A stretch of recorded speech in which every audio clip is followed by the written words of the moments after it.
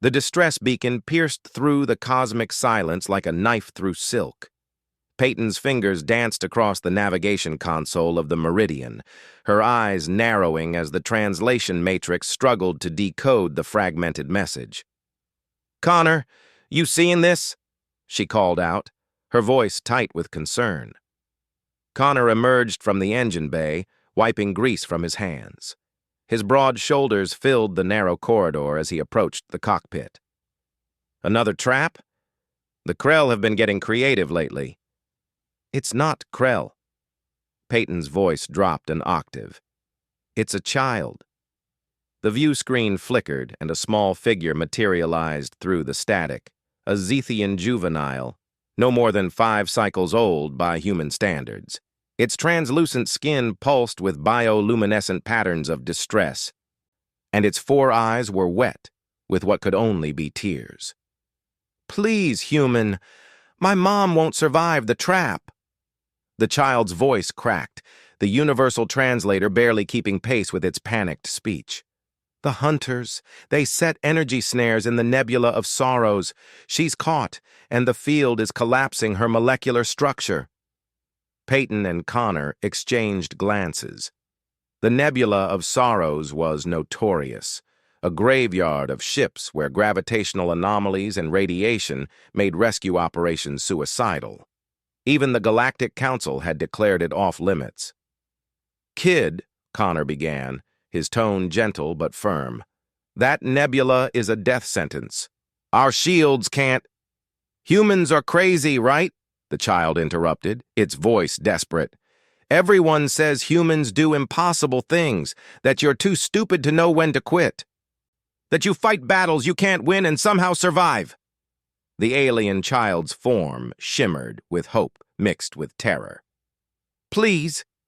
She only has 20 minutes before the trap crushes her completely." Peyton felt something twist in her chest. She'd heard the galaxy's assessment of humanity 1,000 times. Reckless, stubborn, foolishly brave. Most species had calculated risk parameters built into their genetic code. Humans? They had hope, spite, and an annoying tendency to ignore statistics. "Connor," she said quietly, "plot a course." "You're insane!" But Connor was already moving, his fingers flying over the navigation panel. "We'll need to vent 70% of our power reserves to the forward shields. The radiation alone will cook us if we're in there longer than 15 minutes. Then we better be fast." Peyton activated the ship-wide intercom. "Kid, transmit your mom's exact coordinates. And hold on, this is going to get rough." The Meridian banked hard, its engines screaming as they accelerated toward the nebula's churning edge. The view screen showed a hellscape of twisted space-time, where purple and crimson gases swirled around invisible gravity wells. Ship's debris floated like tombstones, their hulls twisted into impossible geometries. "Coordinates locked," Connor confirmed, his jaw set. "Peyton, there's a 94% chance we don't make it back." "I've beaten worse odds." She pushed the throttle forward. "Remember the siege of Proxima? They said the human fleet had 0% chance of breaking the Armada's blockade." "We lost 60% of our ships," Connor pointed out. "But we broke the blockade." Peyton grinned fiercely. "Humans don't calculate surrender odds, Connor. We calculate how many we're taking down with us." The ship plunged into the nebula, and immediately alarms shrieked across every console. The hull groaned as reality itself seemed to press against it from all sides. Radiation warnings flashed red, and the temperature inside the cockpit climbed steadily. "Energy signature ahead," Connor announced, sweat beading on his forehead. "I'm reading massive quantum flux. That must be the trap." Through the chaos, Peyton saw it, a web of crackling energy surrounding a larger Zethian vessel. The adult alien was visible through the transparent sections of her ship, her form flickering like a dying light bulb as the trap drained her molecular cohesion. "We can't cut through that field with weapons," Connor assessed. "The feedback would tear us apart." Peyton's mind raced.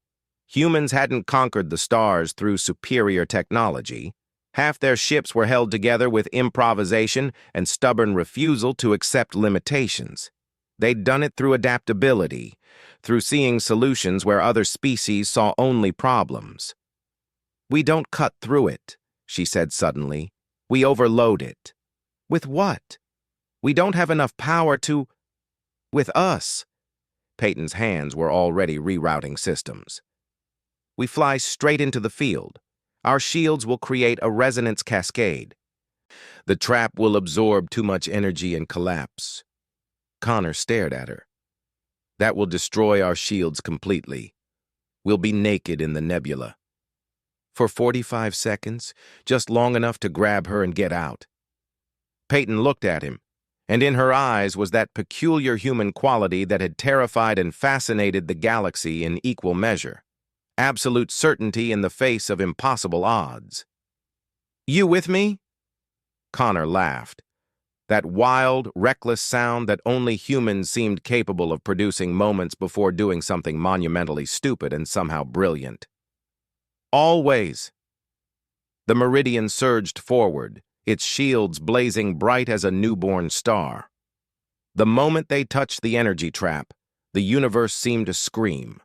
Electricity arced across the hull, systems overloaded, and Peyton tasted copper in her mouth as her nose began to bleed from the radiation exposure. But the trap was collapsing, its energy lattice unable to contain the chaotic interference pattern generated by human shielding technology that was less elegant and more throw everything at it and see what works. "Now!" Peyton shouted. Connor fired the tractor beam, locking onto the Zithian ship. The Meridian's engines howled as they reversed thrust, dragging the larger vessel free just as the trap imploded in a flash of violent light. The journey out was a blur of pain and determination. With no shields, the nebula's radiation cooked them slowly, but Peyton kept the ship steady, her vision tunneling as Connor called out course corrections through gritted teeth. When they finally burst free of the nebula's edge, both humans collapsed over their consoles, their bodies pushed beyond any reasonable limit. The comms crackled. "Humans?" It was the adult Zethian, her voice weak but alive. "You saved us. The galaxy says you're crazy, reckless, that you don't know when to quit." Peyton managed a bloody smile. "They're not wrong." "But they don't understand," the alien continued, wonder in her voice. "You don't quit because you don't know how. You quit because you choose not to. There's a difference." Connor chuckled weakly. "Welcome to humanity. We specialize in bad ideas that somehow work." As medical ships arrived to evacuate them, the Zethian child's face appeared on the view screen one last time, its bioluminescent patterns now pulsing with gratitude. "Thank you," it whispered, "for being exactly as crazy as they say." Peyton and Connor exchanged glances, then spoke in unison. "Anytime, kid. Anytime."